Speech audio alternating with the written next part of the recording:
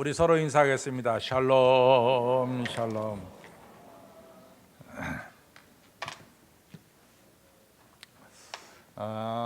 요즘 이제 젊은 사람들 사이에 쓰는 단어 중에 하나가 이 영어로 줄여 말하면은 DTR이라는 말을 쓴대요. 근데 DTR이 뭐냐? Define the relationship. 그러니까 define the relationship 하면은 우리의 관계를 좀 더 분명히 하자. define 확실하게 하자. 뭐 이런 뜻으로 우리가 해석이 될 수가 있겠습니다. 근데 이런 이야기가 어떤 상황에서 주로 쓰여지냐면요. 남자와 여자가 서로 사귀고 있단 말이죠. 그런데 남자든 여자든 한쪽에서 좀 더 열심히 사귀는데 상대방이 좀 약간 열심히 없어졌어요. 그러니까 남자든 여자든 뭐 열심히 사귀려면 사귀고, 그래서 뭐 결혼하려면 결혼하고, 아니면 뭐 이렇게 사귀려고 하면은 그만두든지, 뭐 우리의 관계를 좀 정확하게 하자. 이런 게 바로 DTR, Define the Relationship, 이걸 하자 이런 얘기죠. 그래가지고 뭐 이 시간만 허송세월할 필요 없이 정말 분명한 관계, 확실한 관계를 가지고 나가는 게 좋지 않겠느냐, 뭐 이런 내용이 바로 DTR이라고 합니다. 근데 사실은 이런 관계 정립에 대한 것은 꼭 젊은 남녀에 한정된 것이 아니라, 제가 이제 성경을 보면요, 우리 예수님도 우리들한테 이 DTR을 요구하시는 것 같아요. 도대체 너는 나와 무슨 관계냐 하는 이런 DTR을 좀 요구하신 것 같습니다. 우리가 이제 요한복음 6장에 보면은 예수님께서 이 오병이어로 5천 명을 먹이신 사건이 나오거든요. 근데 이것이 참 중요한 사건이에요. 왜냐하면은 제가 누차 말씀드렸지만은 예수님이 많은 기적을 베풀었지만은 그 중에서 이 오병이어로 5천 명을 먹인 사건만이 마태, 마가, 누가, 요한 네 복음서에 유일하게 기록된 거예요. 그럼 이야기는 뭘 얘기하냐면은 예수님 당시에 참 먹고 살기가 어려웠다. 그래서 이 먹는 문제를 해결해 주신 예수님을 그 당시 많은 사람들이 아주 감명 깊게 이 마음에 새겼다. 그래서 마태도 적어놓고 마가도 적어놓고 누가도 요한도 복음서에 적었다. 이렇게 우리가 이해할 수가 있습니다. 특별히 요한복음에는 이 오병이어에 대한 사건을 좀 더 자세하게 설명하고 있어요.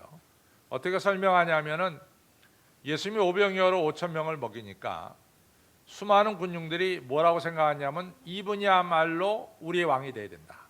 이 우리의 먹는 문제를 해결해 주시는 이분이 바로 우리가 기다리고 기다리던 왕이다.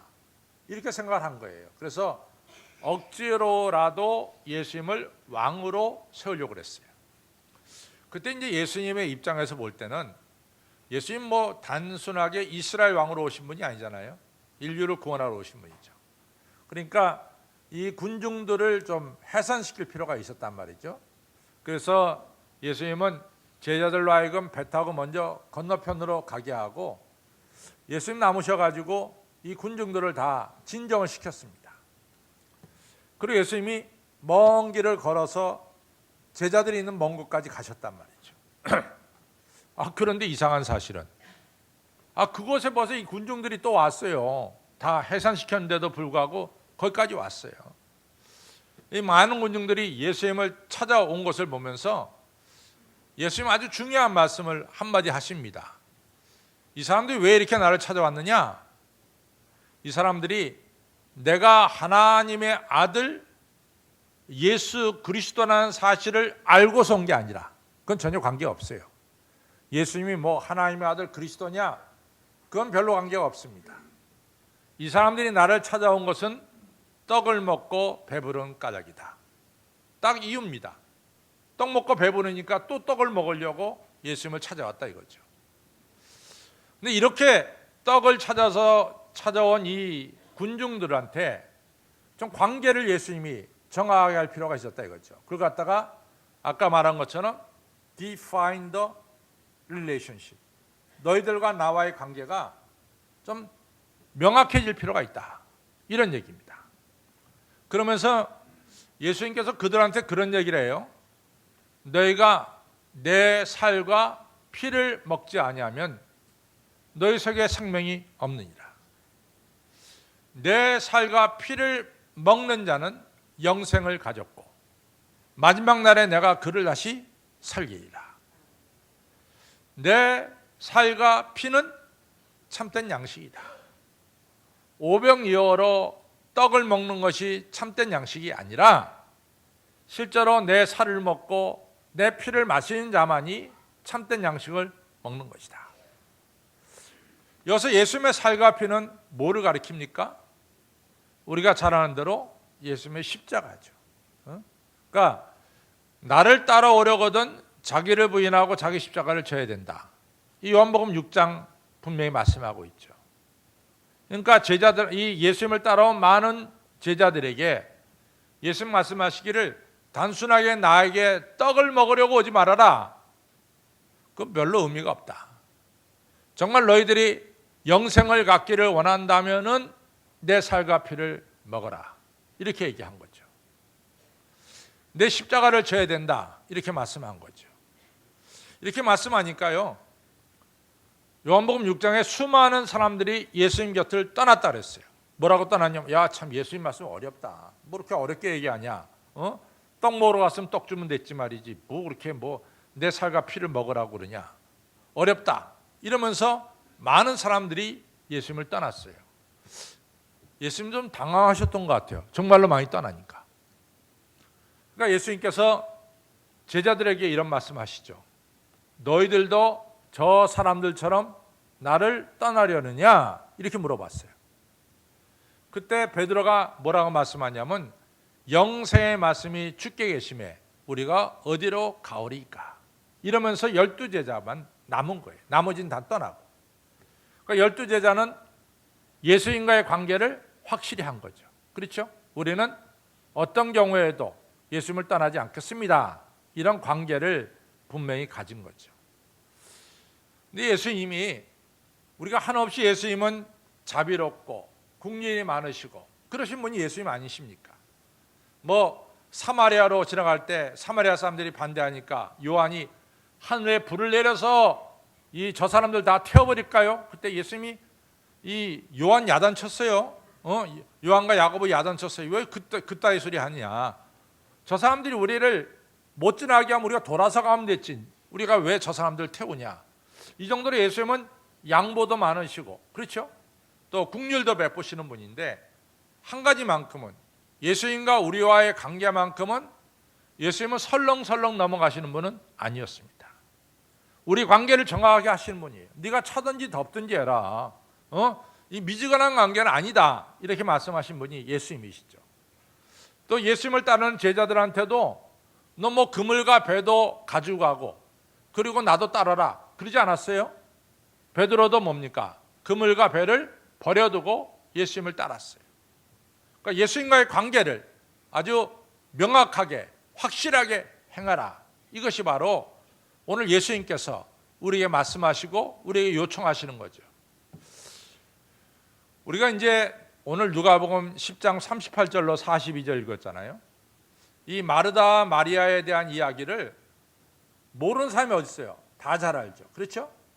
근데 이 마르다와 마리아의 관계를 잘 보면은 이 본문을 보면은 딴 것을 말씀하신 것이 아니라 똑같이 DTR을 얘기하시는 거예요. Define the relationship. 그러니까 너 예수님과의 관계를 확실하게 하라. 명확하게 하라. 이것이 바로 오늘 우리가 읽은 본문의 주제가 되는 것입니다. 우리 이제 본문을 읽을 때 이런 생각도 가질 수 있어요. 예수님이 좋아하는 성격은 좀 시끌벅적거리는 성격보다는 좀 조용한 성격을 좋아하는 게 아니냐. 왜냐하면 오늘 이 마르다 마리아를 보면서 그런 생각을 가질 수도 있어요. 왜냐하면 마리아는 예수님의 발치에 앉아서 열심히로 예수님 말씀을 들었죠. 그렇죠? 그러니까 굉장히 조용한 성격이에요. 근데 소크라테스도 좀 그런 성격을 좋아하는 것 같아요. 소크라테스는 이 자기를 성찰하고 깊이 생각하지 않는 사람은 살 가치가 없다. 그러니까 좀 사색이 있는 사람이 살 가치가 있지. 뭐 생각 없이 움직이는 사람들은 삶을 살 가치가 없다. 뭐 아주 무섭게 소크라테스가 얘기했어요. 근데 이제 그런 면에서 볼 때는 마리아는 조용히 앉아서 예수님 말씀을 듣는 아주 사색이 좀 깊은 그런 여인이다. 이렇게 볼 수가 있습니다. 근데 상대적으로 마르다라고 하는 여자는 여러 가지 일을 하는 거예요. 그렇죠? 예수님 모시고 여러 가지 음식도 만들고 예수님 말씀도 듣고 그런 얘기예요. 그러니까 마르다는 한 번에 여러 가지 일을 할 수 있는 멀티 플레이어가 아닌가, 이렇게 여러 가지 일을 할 수 있는, 요즘 말하면 멀티 플레이어가 아닌가, 이런 생각이 듭니다. 근데 제가 어느 책을 보니까요, 오늘 현대에서 살아남으려면은 멀티 플레이어가 돼야 된대요. 여러 가지를 동시에 할 줄 아는 사람이 오늘 현대에 이같이 출세할 수 있는 사람이다, 이렇게 얘기를 해요. 근데 예수님은 어떻게 보면은 조용히 있는 마리아를 좋아하고 그 성격을 좋아하고, 이 멀티플레이어 같은 마르다는 좀 좋아하지 않지 않느냐, 이런 성격 때문에 마리아는 칭찬을 받고 마르다는 예수님께 책망받은 것이 아니냐, 뭐 이렇게도 생각할 수가 있겠죠. 근데요, 절대로 그게 아닙니다. 예수님은 절대로 뭐 마리아가 성격이 차분해서 좋아하고 마르다는 뭐 여러 가지 일을 동시에 해서 싫어하고 그런 거 아니에요. 우리가 성경을 보면은 아주 정확하게 나와요. 마태복음 25장에 보면은 예수님께서 이 달란트를 나누잖아요. 근데 한 달란트 받은 자는 받아가지고 가만히 가지고 있었어요. 아무것도 안 했어요. 그렇죠? 근데 2달란트, 5달란트 받은 자는 받은 가지고 열심히 일했단 말이죠. 예수님 뭐라 그랬어요? 종이 있었던 1달란트 야단쳤어요. 이 악하고 게으른 종이라고. 그러나 2달란트, 5달란트 받아가지고 열심히 일한 사람은 예수님께서 착하고 충성된 종이라고 축복해 주셨습니다. 또 마태복음 21장에 보면은 이 아버지가 큰아들 작은아들에게 야, 오늘 너 포도원 가서 일해라, 이렇게 얘기하시죠. 근데 이제 두 아들 중에 하나들은 아버지 말 듣고 가서 일했지만 하나들은 가서 일하지 않았어요. 아버지가 누굴 칭찬합니까? 가서 일한 아들을 칭찬했어요. 가만히 있는 아들은 칭찬하지 않았어요. 우리가 예수님의 성격을 좀 분석해 봅시다. 예수님은요, 사실은 이 마르다처럼 좀 많은 일을 하신 분이 아닙니까? 그래서 요한복음 4장에 보면은 이제 수가성 우물가에서 너무 지쳐갖고 쉬고 있을 때예요. 그리고 먹을 것을 제자들이 사러 갔을 때죠. 그 시간은 이제 쉬는 시간이에요. 그런데 예수님은 그 시간 쉬지 않고 이 사마리아 여자를 이제 전도하는 것을 우리가 보게 되죠. 예수님의 제자들이 와서 좀 놀랐어요. 아니, 그렇게 피곤하신 분이 말이지 좀 조용히 계시지 무슨 뭐 사마리아 여자하고 얘기를 하시느냐. 그러니까 선생님한테 뭐 그런 식으로 얘기할 수 없으니까 조금 돌려서 얘기를 하죠. 아, 선생님 시장하지 않습니까? 배고프지 않습니까? 왜 이렇게 많은 말씀 하세요? 뭐 이런 식으로 얘기하신 거죠. 그때 예수님께서 뭐라고 얘기하세요? 나의 양식은 하나님께서 주시는 그 말씀을 내가 전하는 것이 나의 양식이다. 뭐 이렇게 얘기하시면서 바쁘게 사시는 것에 대해서 자기 분명한 자기 변명을 하시는 것을, 자기 이 보호를 하시는 것을 우리가 볼 수가 있습니다. 그러니까 그런 걸 보면은 예수님은 성격 때문에 마리아를 칭찬하고 성격 때문에 마르다를 책망하셨다, 그렇게 볼 수가 없어요. 만약 예수님이 차분한 성격을 좋아하신다면 절대로 베드로를 수제자로 삼지 않았을 것입니다. 그러니까 오늘 본문에서 마리아와 마르다가 칭찬받고 책망받은 것은 성격 때문은 아닙니다. 성격 때문은 아닙니다. 그럼 뭐냐? 이제 그 이유가 뭐냐? 좀 보겠어요. 여러분들 성경에서 말이죠, 우리가 칭찬받는 사람들을 좀 찾아보면은 첫째 요한 3서에 보면 가이오가 나오죠. 가이오를 칭찬해요. 네 영혼이 잘된 같이 네 범사가 잘되고 내 육신이 강건하기를 내가 구하노라. 그러니까 요한 3서에 나오는 가이오는 칭찬받은 사람입니다. 근데 가룟유가 왜 칭찬받았느냐? 네가 진리 안에 거한다 하니 내가 참 기쁘다. 그러니까 진리 안에 거하는 것에 대해서 칭찬받은 거예요. 또 하나 칭찬받은 것은 뭐냐면은 지금처럼 옛날에는 이 호텔이라든가 여관이 없었어요. 그러니까 나그네들이 타지에 가서 이 잘 데가 없었습니다. 그러니까 나그네들을 자기 집에 영접해서 재운다는 것은 굉장히 중요한 일이었습니다. 근데 가룟유가 사는 마을에 복음 전도자가 왔을 때 자기 집에서 머물게 하고 또 복음 전할 수 있도록 이 가룟유가 열심으로 뒷바라지했어요. 그래서 요한 3서에 보면 너는 복음 전한 자와 진배에 다름이 없다. 똑같다. 왜냐하면 너는 복음 전한 자를 열심으로 재우고 도와줬으니까 똑같다. 이런 얘기를 합니다. 또 여러분들 우리가 잘 아는 대로 지나가는 나그네를 영접하다가 부지 중에 천사를 영접한 사람이 누굽니까? 아브라함이죠. 하나님의 사자를 영접했죠. 그날 아브라함이 100세 만에 자식을 갖게 되는 이런 축복을 받게 되잖아요. 또 여러분들 우리 교회도 루디아 여신들가 있는데 루디아가 축복받는 이유가 뭡니까? 사도 바울이 빌립보로 낯설은 곳에 처음 갔어요. 빌립보에는 유대인 회당도 없었습니다. 그러니까 사도 바울이 어디 가서 복음을 전하나 전전긍긍했어요. 그러다가 이 물 흐르는 강가에 가서 복음을 전하다가 누구를 만납니까? 루디아를 만나죠. 그때 루디아가 뭐라고 말합니까? 이 사도 바울에게 우리 집에 오십시오. 우리 집에 오셔서 거하시면서 우리 집에서 복음을 전하십시오. 그래서 루디아의 집이 유럽의 최초의 교회가 된 거예요. 그러니까 그 당시에 지나가는 나그네를 자기 집에 영접하는 일은 너무나 잘한 일이에요. 칭찬받는 일입니다. 그러면은 오늘 본문에서 지나가시는 예수님을 영접한 사람이 누구냐? 마르다냐 아니면 마리아냐 그 말이에요. 마르다입니까 마리아입니까? 성경 좀 봅시다. 성경 보고 우리 확실하게 합시다. 38절 보겠습니다. 38절 보겠습니다. 같이 읽습니다.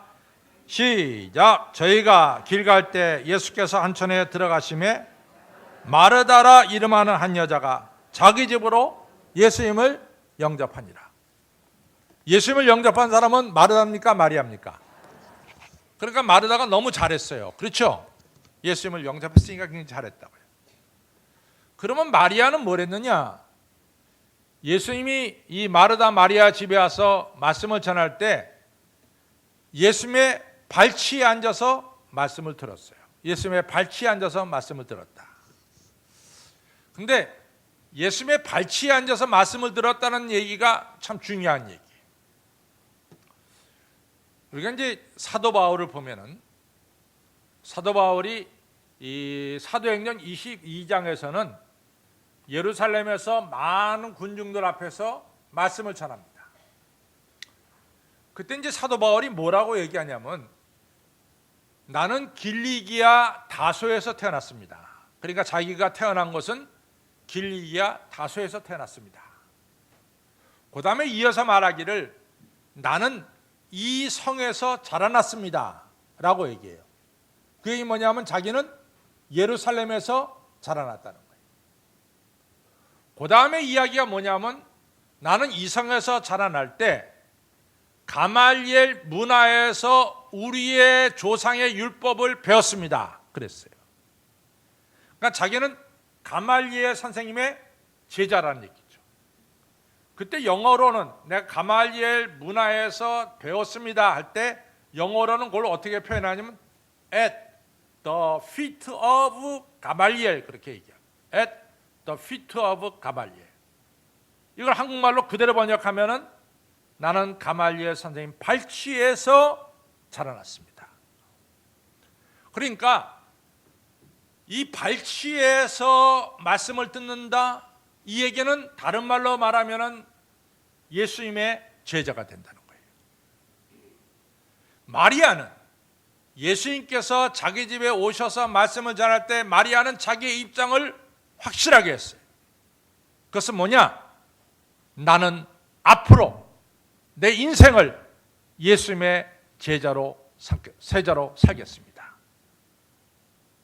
이것을 명확히 한 거예요. 예수님의 발치에 앉았다는 것은 그냥 흘러가는 얘기가 아니라도 자기의 미래를 확정한 거예요. 자기와 예수님과의 관계를 분명한 거. 뭐냐? 나는 예수님의 제자로 살겠습니다.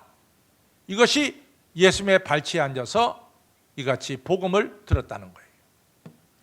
그래서요, 예수님 당시의 제자들을 뭐라고 그러냐면 랍비의 발치에 앉아서 지내는 자들이다, 이렇게 말해요. 랍비의 발치에 앉아서 지내는 자들이다.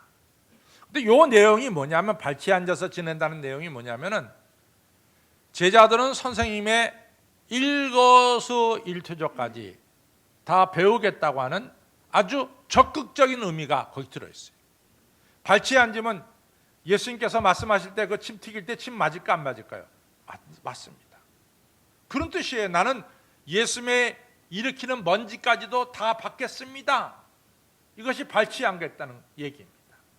그래서 실제로 예수님 당시의 제자들은, 이 랍비의 제자들은 이 선생님을 졸졸졸졸 따라다니면서 선생님이 처음 본 사람에게 어떻게 말을 먼저 건네느냐, 이것도 배웠어요.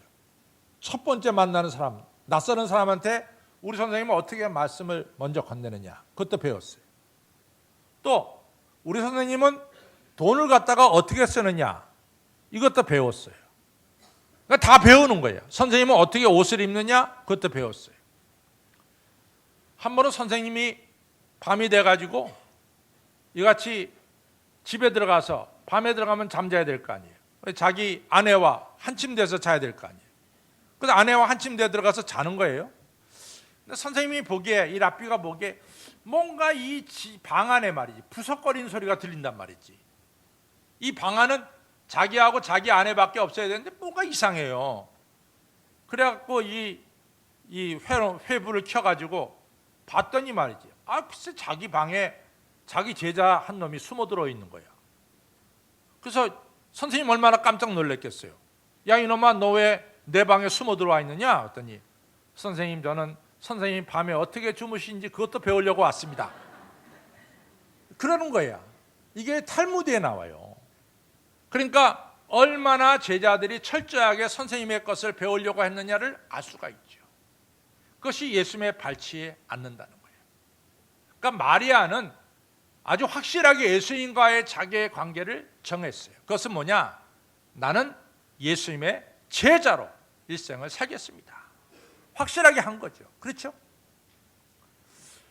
근데 이제 마르다는 너무나 좋은 일 했죠. 예수님을 자기 집에 영접한 것은 마리아가 아니라 누구요? 마르다가 했어. 근데 마르다는 예수님 모셔놓고 어떻게 하면 예수님을 잘 대접할 수 있을까? 우리 예수님이 불고기를 좋아하시는지, 우리 예수님이 된장찌개를 좋아하시는지, 우리 예수님이 생선전을 좋아하시는지, 잡채를 좋아하시는지, 뭐 여러 가지 생각이 많아. 우리 예수님께 뭐를 내가 대접하면 우리 예수님이 맛있게 드실까? 이렇게 음식을 준비하면서 또 예수님 말씀하시는 것도 한쪽 귀로 들으면서 뭐 이러면서 지내는 멀티플레이어야. 여러 가지를 하죠. 이러면서 이제 마르다는 예수님을 이제 대접할 생각으로 가지고 있어요. 또 그렇지만 이제 우리가 여기서 한 가지 짚고 넘어가야 되는 것은, 예수님이 한 번도 마르다에게 내가 좋아하는 것은 잡채니까 잡채 준비하라 얘기하신 적이 없어요. 내가 좋아하는 것은 뭐 된장찌개니까 된장찌개 준비해라, 그런 말씀하신 적 없어요. 예수님 마르다한테 뭘 부탁한 게 없습니다. 근데 마르다 혼자서 생각하는 거지. 예수님 부탁하지 않았는데 마르다 혼자서 이것 저것 이것 여러 가지를 생각하는 거야. 그러면서 이제 마음이 분주해진 거죠. 그렇죠? 근데 마음이 분주해질 뿐만 아니라 마르다나 생각 속에는 마리아를 쳐다보는 거야. 야, 너 예수님을 섬긴다는 것은 그게 섬기는 게 아니야. 예수님을 섬긴다는 건 나처럼 예수님에 대해서 뭐 하면 좋을까 여러 가지 생각을 하면서 준비하는 것이 섬기는 거야. 너처럼 예수님 발치에 앉아서 말이지 말씀 듣는 거 그게 아니야. 너 시집도 안 간 여자애가 왜 예수님 발치에 가까이 앉아서 말씀을 듣냐? 좀 잘못된 거 아니냐? 뭐 이런 생각도 하는 거예요. 얼마나 생각이 많아. 교회까지는 왔어. 그래서 이 자리에 앉아 있어. 그래서 왜 저 여자는 왜 저렇게 앉아서 예배를 드릴까? 이런 생각하는 거지. 응? 그러니까 생각이 많아. 그러니까 예수님에 대해서 집중력이 계속 있겠습니까? 떨어지겠습니까? 떨어지는 거야. 바로 그거라고. 예수님을 자기 집까지 오게 하는 데는 마르다의 역할이 굉장히 컸어요. 그건 부인할 수 없는 사실이야. 그러나 자기 집에 모셔왔지만 마르다는 예수님에 대한 집중력을 잃어버렸다고. 왜? 여러 가지 생각하기 때문에. 한번 쉽게 생각해 봅시다. 여러분들 옆에 있는 분한테 왜 저 사람은 저렇게 앉아있지? 그런 순간 여러분들 예수님 생각나? 생각 안 나요? 예수님 잃어버리는 거야. 여러 가지 생각, 또 남의 일에 대해서 창간하다 보면은 가장 중요한 예수님과의 나와의 관계를 잃어버리고 만다는 거죠. 마르다는 좀 덜그럭거리면서 음식을 준비하면서 예수님이 자기가 이처럼 열심히 일하는 것을 좀 알아줬으면 좋겠다, 그런 생각도 가졌어요. 그러니까 예수님이 안 알아주는 것 같아. 계속해서 말씀만 전하는 것 같아요. 그러니까 심술이 좀 났어요. 그래서 마르다가 예수님께 그럽니다. 예수님, 내가 이처럼 예수님을 위해서 많은 준비를 하는데 왜 내 동생은 저 앞에 앉아 있습니까? 내 동생 뭐라 좀 일하라고, 날 좀 도와주라고 그래야 되지 않습니까? 이렇게 얘기한 거죠. 이 얘기 속에는요, 예수님께서 자기 동생에 대해서 바르게 가르쳐주지 않는다는 질책도 들어있는 거예요. 질책도. 그렇잖아요. 질책도 들어있는 거야. 마르다가 예수님을 모셔다 놓고 예수님의 말씀을 열심히 듣는 마리아가 잘못된 거라고 마르다는 생각했어요. 근데 그거에 대해서 예수님이 바르게 가르쳐주지 않는다고 예수님에 대한 질책도 들어있는 거야. 이것이 바로 우리가 예수님에 대해서 집중력을 잃어버리는 이유들입니다. 여러분들 이 시간 예배 드릴 때 누구만 생각해야 돼? 왜 이렇게 대답이 시원찮아요? 누구만 생각해야 돼? 예수님만 생각하는 거야. 다른 관계 없어요. 그렇잖아. 이 시간 우리가 누구에게 예배 드리는 거야? 갑돌이가 저기 앉아있던 을순이가 저기 앉아, 무슨 상관이야? 우리 예수님만 집중하면 되는 거지. 그렇잖아. 왜 뭐 여러 가지 생각해? 내일 회사 나가서 이 일 저 일 해야 되겠다. 이런 순간 뭡니까? 우리의 집중력은 와해가 되는 거죠. 와해가 되는 거지. 왜 저 양반 저렇게 예배드려? 그런 순간 뭡니까? 예수님에 대한 집중력은 잃어버리는 거죠. 예수님께서 말씀하십니다. 마르다야, 너 너무 많은 일로 근심하고 걱정한다. 너 많은 일 때문에 사실은 너는 집중력을 잃어버렸어. 몇 가지만 하더니 아니, 한 가지만 선택해라. 몇 가지만 아니, 한 가지만 선택해라. 마리아는 이 좋은 것을 선택했으므로 절대로 빼앗기지 아니할 것이다. 오직 한 가지, 너는 예수님만을 선택해야 되지 않느냐? 이런 중요한 말씀을 오늘 예수님께서 마르다에게 하시는 거죠. 오늘 교회 나와서 여러분과 저는 뭘 선택해야 돼요? 예수님만을 선택해야 돼요. 우리가 교회 다니는 이유와 목적 중에 첫째와 둘째와 셋째도 다 뭡니까? 예수님입니다. 첫째도 뭐요? 예수. 둘째도 뭐요? 셋째도 뭡니까? 예수님이요. 예수님이 우리의 목적이고 예수님과 우리의 관계가 가장 중요합니다. 이거 흐트러지면 아무것도 없어요. 이것이 가장 중요해요. 오늘 예수님은 이 관계를 define, 확실하게 해라 말이야. 이 관계를 확실하게 해라 말이지. 이거죠. 그럼 이 관계를 확실하게 할 때 뭡니까? 첫째, 근심과 걱정을 좀 내려놔요. 내려놔. 우리의 미래를 좀 맡겨보세요. 하나님의 손에. 하나님이 여러분과 저의 미래를 틀림없이 좋은 길로 인도하실 것을 좀 믿으세요. 여러분들 볼링을 치는 사람들이 볼링볼을 들고 그러니까 진짜 핀을 향해서 볼을 툭 던지잖아요. 볼이 자기 손에서 딱 떨어지는 순간 이 굴러가잖아요. 핀을 향해서. 자기 손에서 떨어지면은 그 다음에 사람이 그 뒤에서 뭐 별짓을 다 해도 그 볼은 뭡니까? 관계가 없어. 오른쪽으로 가면 좋겠어. 나 오른쪽으로 막 틀어. 다 이게 안 가. 한번 떨어지면 자기 맘대로 하는 거야. 골프 칠 때 말이죠. 난 골프는 잘 못 치죠. 한 번도 안 쳐봤지. 골프 칠 때 티샷을 하는데 치는데 한 300야드 갔으면 좋겠다 하고 빡 쳤어. 그래갖고 야 가라. 손짓 안 나고 그게 가? 자기가 친 만큼 가는 거지. 그래 안 그래요? 김성장 원사님 안 그래요? 골프 치시잖아. 네. 저도 테니스 치잖아요. 테니스 칠 때 아주 그냥 탁 쳐가지고 저 엔드라인에 딱 떨어져갖고 저 상대방이 못 받았으면 좋겠다. 그럼 마음을 해가지고 딱 쳤어. 그랬고 야야 가라. 근데 그게 갑니까? 이미 떠나면은 지 마음대로 가는 거야. 그 다음에는 내 손을 떠나면은 그 다음에는 관계가 없어. 마찬가지예요. 여러분들 그냥 맡겨버리세요. 근심 걱정하지 말고. 몸 쓴다고 해서 뭐 볼이 가는 것도 아니고 몸을 튼다고 해서 가는 것도 아니고 여러분과 저의 미래를 하나님의 손에 내어 맡기시기를 바랍니다. 그 다음에 마리아가 예수님의 발치에 갔다는 것은 나는 적극적으로 예수님 따르겠다 하는 강력한 의지가 들어있는 거예요. 강력한 의지가. 적극적으로. 가까이 발치. 이것이 예수님이 우리에게 원하는 관계입니다. 멀찍이 따라오는 것이 아니라 좀 더 적극적으로 가까이. 이렇게 따르는 거예요. 좀 우리한테 좀 그런 게 필요하지 않아요? 좀 적극적으로 예수님을 따르고 좀 더 가까이 예수님을 따르는 이러한 자세가 필요하지 않냐 말이지. 또 제가 이 로렌스 형제들이 쓴 하나님의 임재라는 책을 보면서 참 많은 걸 깨달아요. 이 로렌스라고 하는 이 사람은 수도원에서 가장 출세한 게 주방장이 그의 최고의 출세 자리야.